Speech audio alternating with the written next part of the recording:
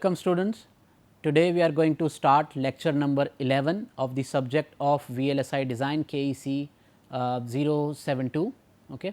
In the last lecture I have introduced the concept of dynamic CMOS logic design.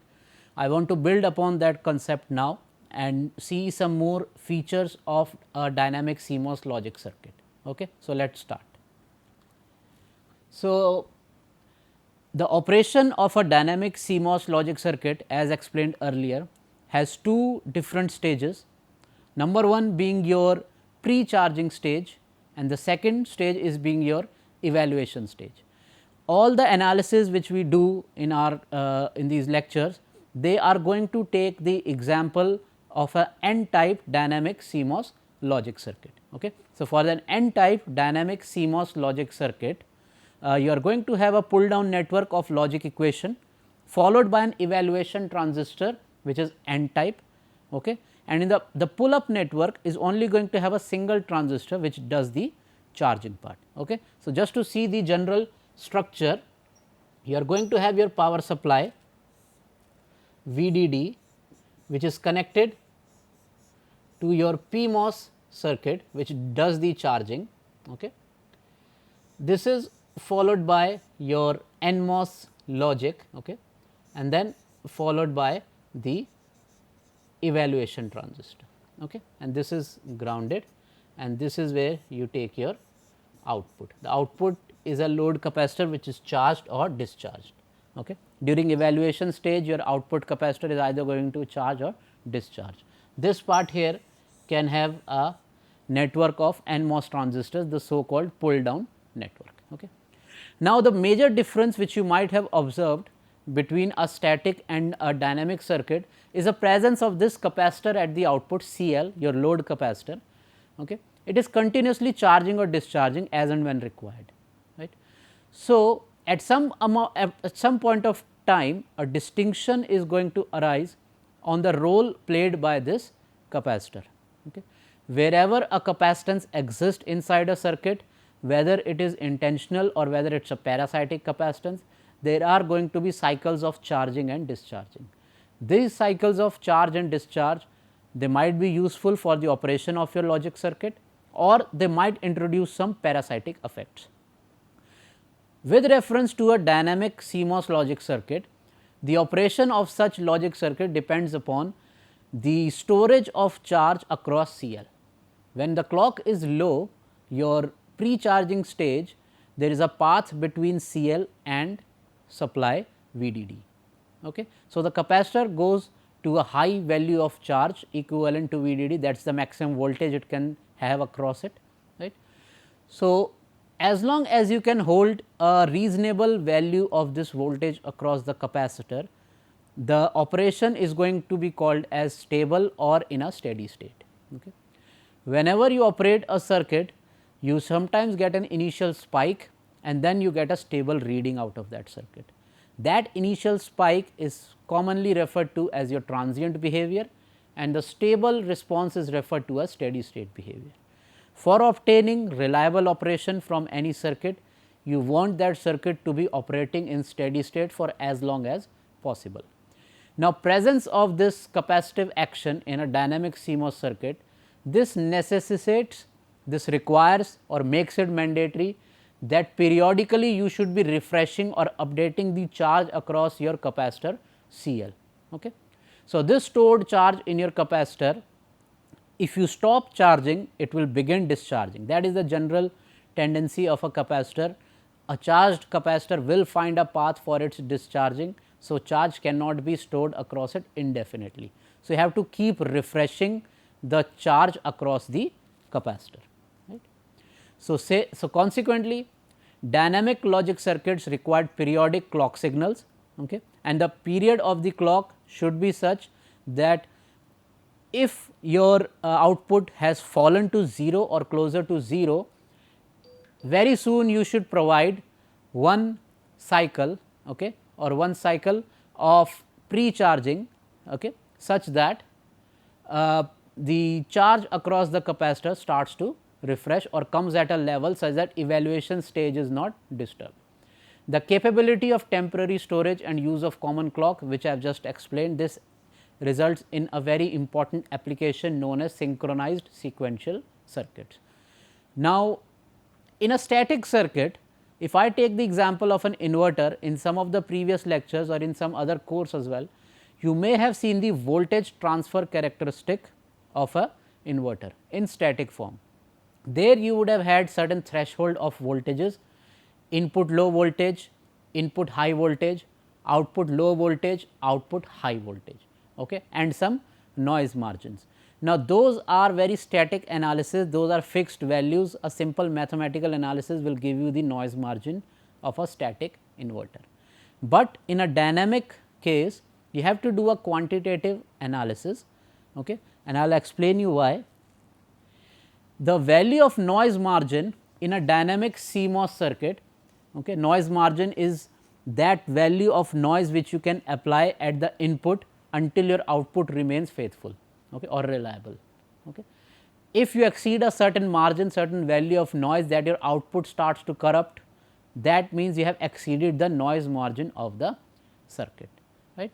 So, the value of the noise margin in a dynamic CMOS circuit is a function of the length of the evaluation period. In your evaluation period, especially when clock is high, that is where we are testing whether your output is required to be 0 or 1.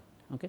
If the output value, output voltage exceeds your threshold levels either on the downside or on the upside, your evaluation might result in a faulty value. Okay. So, say let us just discuss the thresholds. Okay. So, the maximum logic 1 you can have is VDD, the minimum logic 0 you can have is ground. Okay. Suppose this is 5 volt and this is 0 volt. So, your logics are going to be oscillating between a range of this 5 volt from 0 to 5 or 5 to 0. Okay. From VDD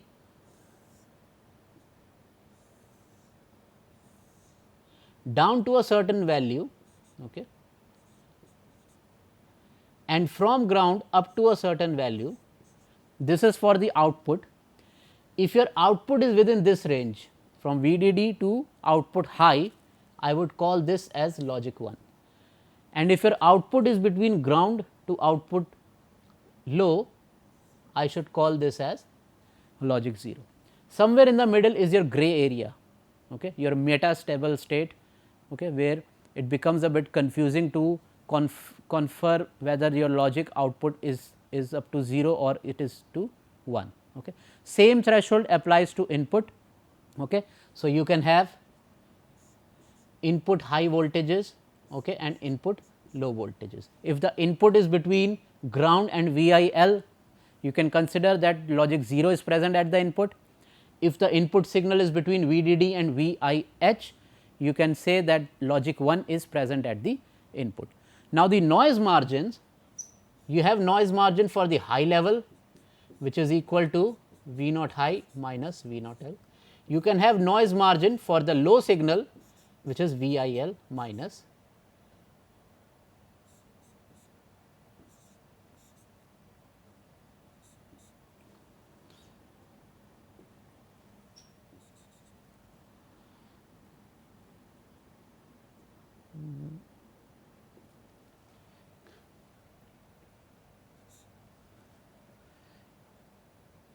right. So, these are the noise margin for high signal and low signal.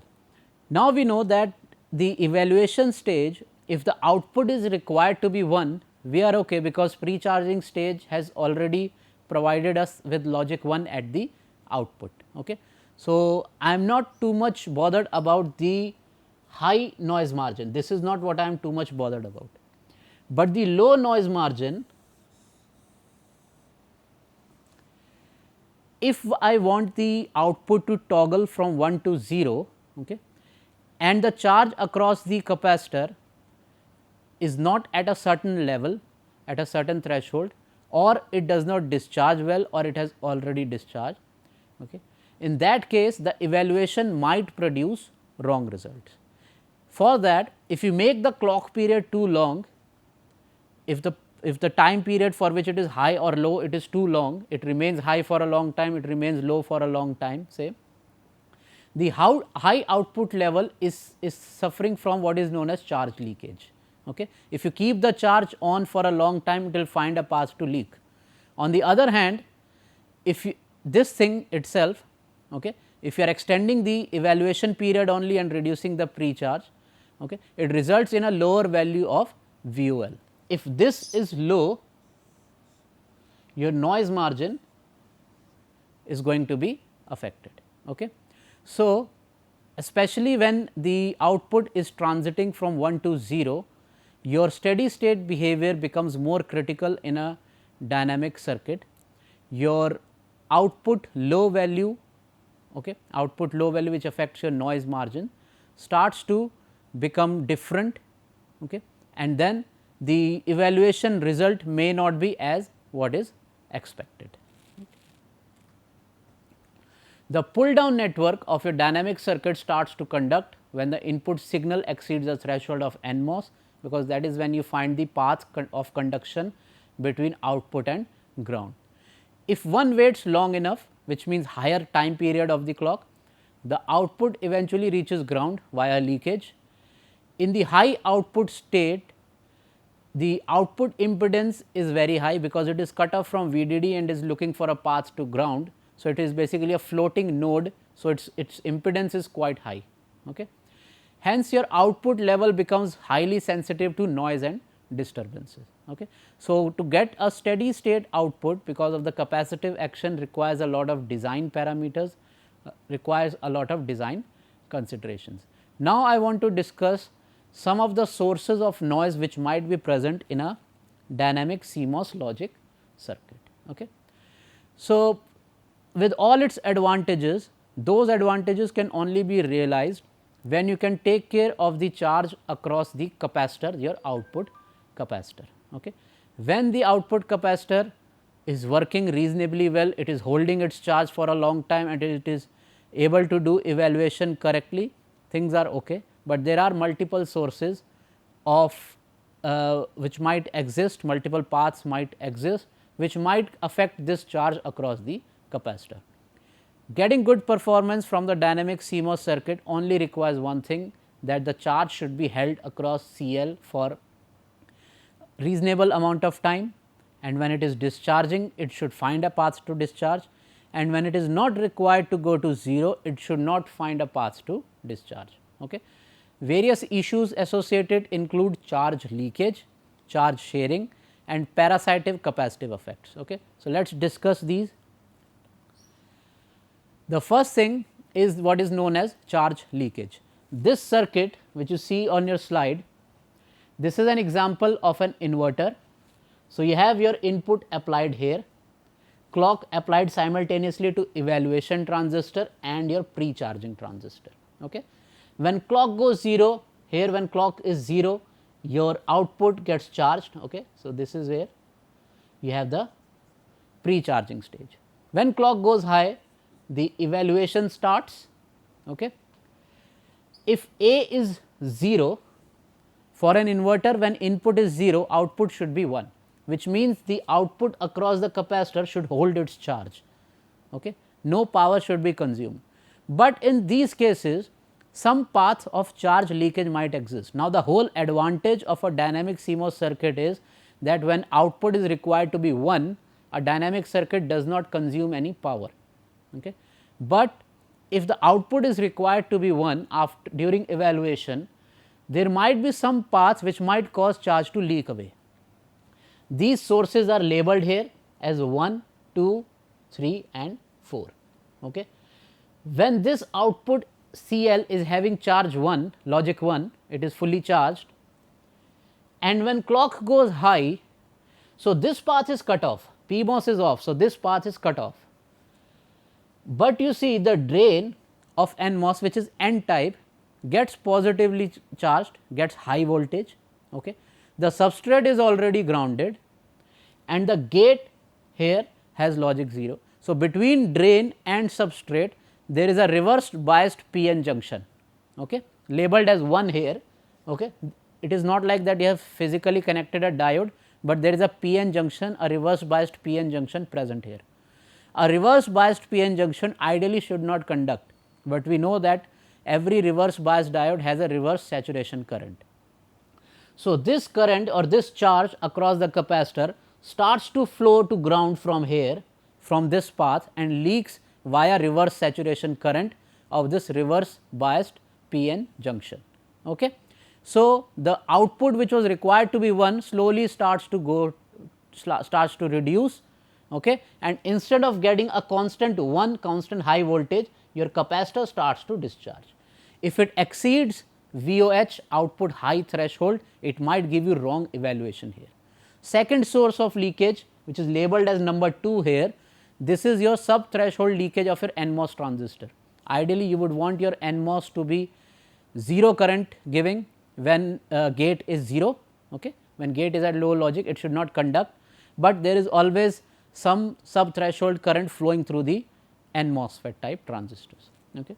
So, this is another source of leakage, right.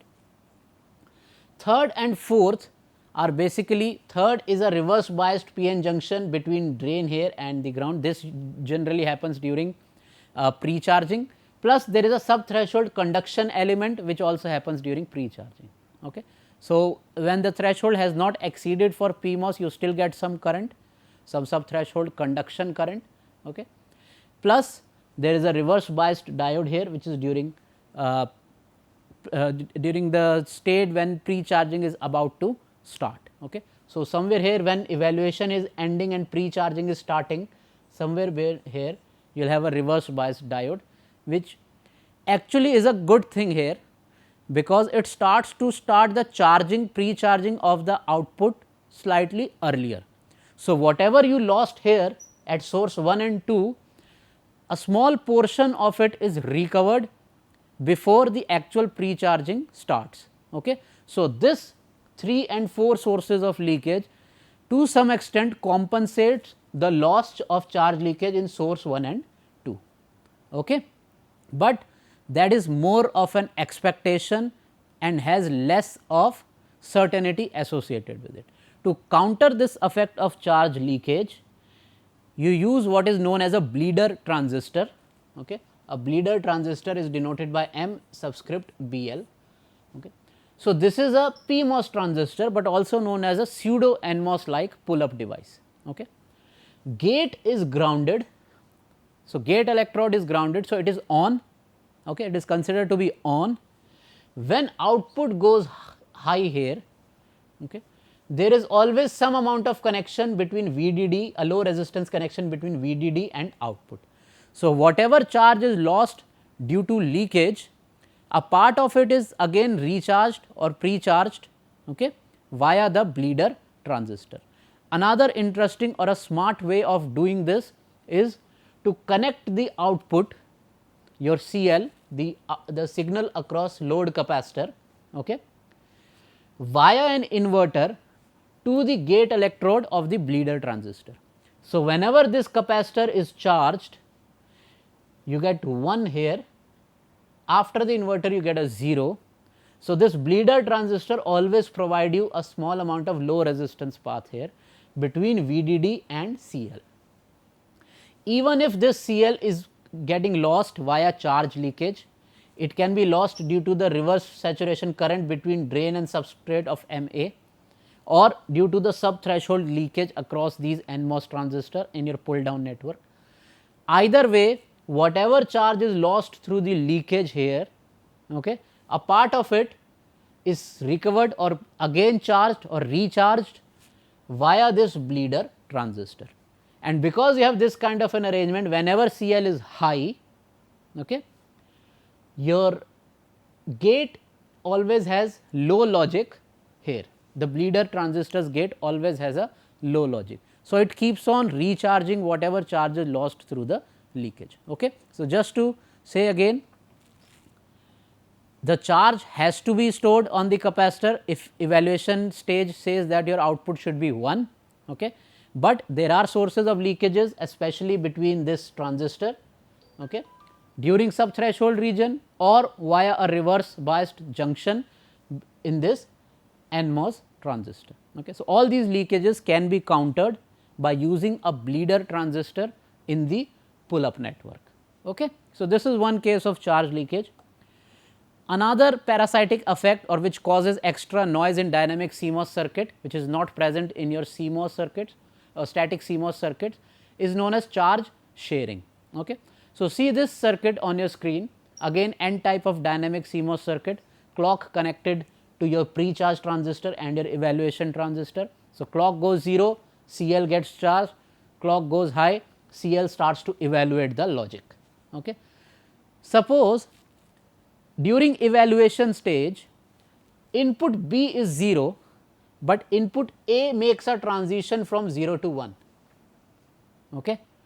In this case there is an open circuit here, there is a short circuit here, there is a short circuit. So, there is a closed switch, open switch and closed switch. CL will not discharge to ground. So, in evaluation stage it should remain at logic 1. This basically means when B is 0 and A is 1, this transistor might be on, this will be off, this will be on. So, there will never be a path between output, load capacitor and ground. So, evaluation says that the output should remain at logic 1, okay. And if it remains at logic 1, no dynamic power should be consumed.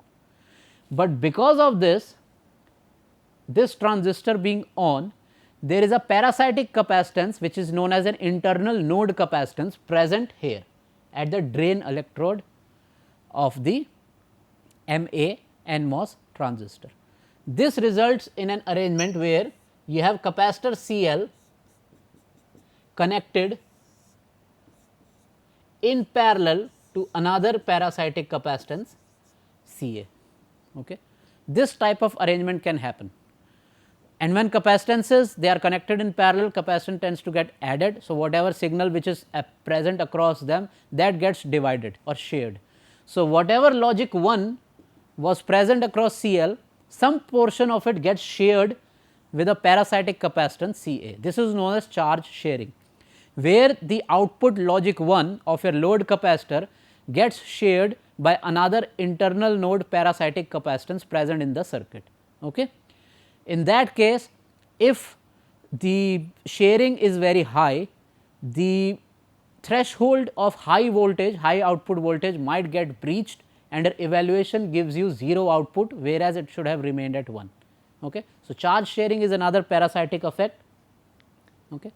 This is the explanation of the example which I have just given. Okay.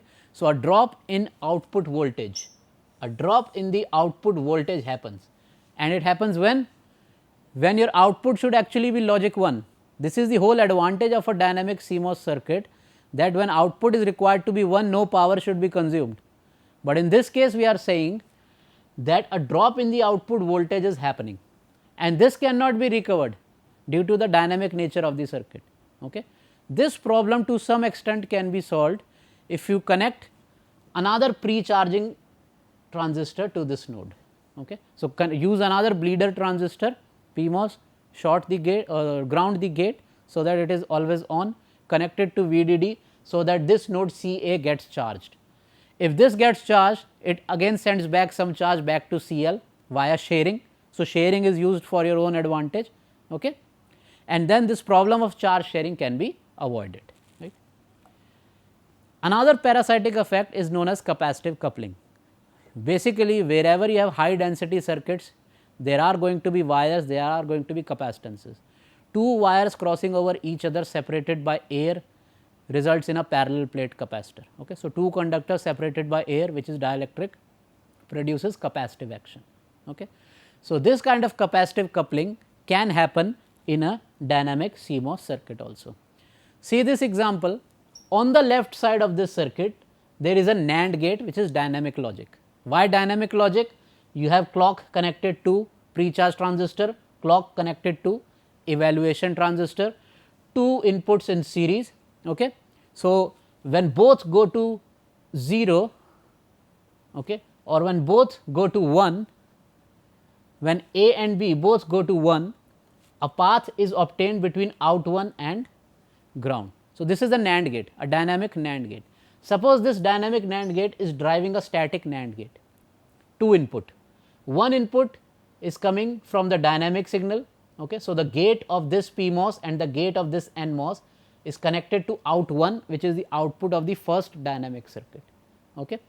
The second gate, the gate of the other two transistor, other PMOS and NMOS, has some other input in. Okay. Suppose this in makes a transition in such a way that your output 2 has to be equal to 0.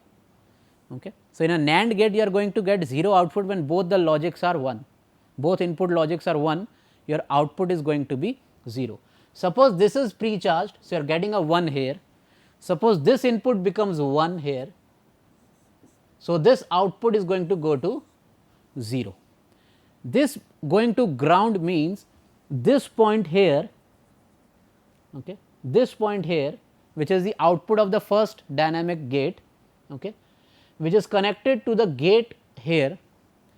So, between this drain and this gate there is a parasitic capacitance, and this providing 0 logic here. Okay. If this is 0, this is going to provide another path. Okay. So, between out 1 and between M4 there is going to be a parasitic capacitance like this. Okay. This is going to start discharging whatever was present, whatever was provided during pre-charging stage. Okay. And when this happens, the output which was required to be 0 here, because this was 1, this discharging because of this capacitive coupling starts to reduce this level. If this goes below threshold, out 1 becomes 0 and this out 2 becomes 1, and it was required to be actually 0, but it is now becoming 1. Okay. So, any type of, whenever you are connecting circuits in cascade, dynamic circuits, 2 dynamic circuits in cascade or 1 dynamic and 1 static circuit in cascade, there are going to be capacitive coupling effects. The charge which you provide during pre-charging might start to discharge parasitically, and that might produce wrong evaluation result. Even if it does not produce wrong evaluation, it will definitely consume higher power, and that reduces the advantage of a dynamic circuit. Okay. Dynamic circuits are difficult to design, but they are low power consuming. If power consumption start to increase, the whole point of designing a dynamic circuit is useless. Okay. So, these are some of the factors. Lastly, there is a special case of capacitive coupling which is known as clock feed through. Okay. This is an effect caused by the capacitive coupling between the clock input of pre-charge device and the dynamic output node. Okay. The capacitive coupling, this type of capacitive coupling causes the output of the dynamic node to rise above VDDD on the low to high transition of the clock, okay, while assuming that the pull down network is turned off. Okay. So, this clock feed through has a danger that it may cause the normally reversed biased junction diodes of the pre-charge transistor to become forward biased, and this causes unnecessary electron injection into the substrate, which eventually causes faulty operation. So, clock feed through is just nothing but a special case of capacitive coupling. This capacitive coupling is due to parasitic capacitance which can occur between any different types of terminals. A MOSFET has different semiconducting materials and it can produce parasitic capacitance. Okay.